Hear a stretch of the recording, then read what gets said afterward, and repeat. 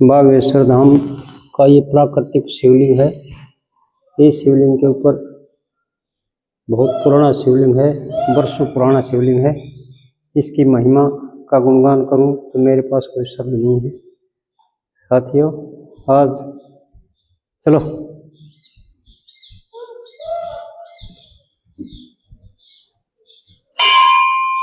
ये प्राकृतिक शिवलिंग सदियों पुराना है। इसमें बड़े बड़े ऋषि मुनि यहाँ तपे हैं। ये हमारे ऋषियों की भूमि रही है।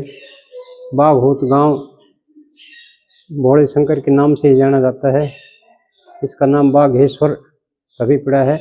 अब यहाँ स्वयंभू शिवलिंग है।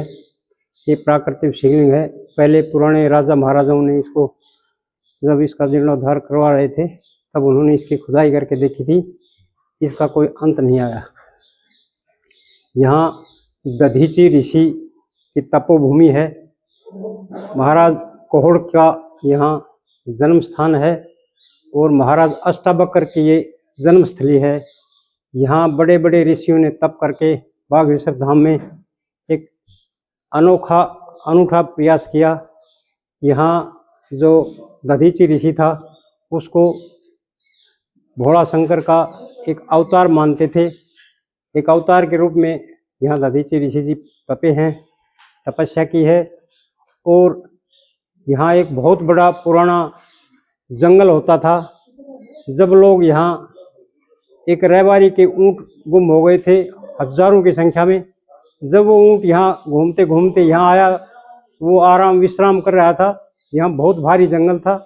एक छोटी सी जोड़ के रूप में पानी भरा हुआ था। तो आवाज़ आई, आपके ऊँट मिल जाएंगे, लेकिन आपको यहाँ मंदिर की स्थापना करनी पड़ेगी।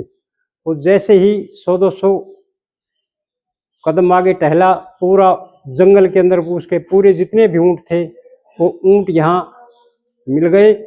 और उसने यहाँ आके देखा तो यहाँ प्राकृतिक शिवलिंग जो आज आपके बीच में विराजमान है, ये स्वयंभू शिवलिंग जो है ये वर्षों पुराना है, प्राकृतिक शिवलिंग है।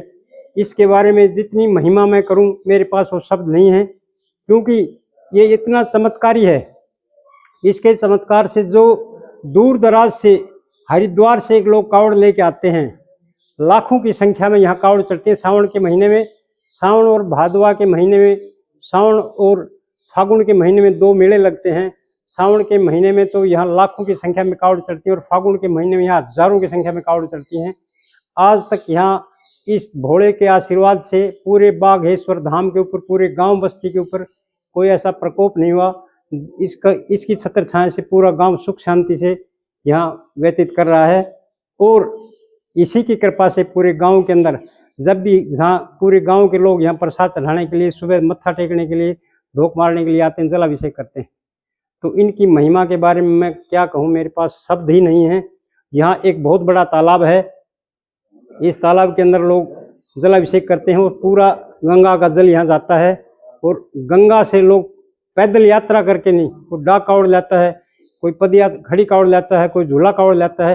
लाखों की संख्या में लोग यहाँ कावड़ लाके और इस स्वयंभू के ऊपर जलाभिषेक करते हैं। साथियों, जब भी कभी मौका मिले इस चमत्कारी भोले के ऊपर आप जरूर आएँ और इसके मन में जो संकल्प लेके आए हैं वो आपका संकल्प जरूर पूरा करता है।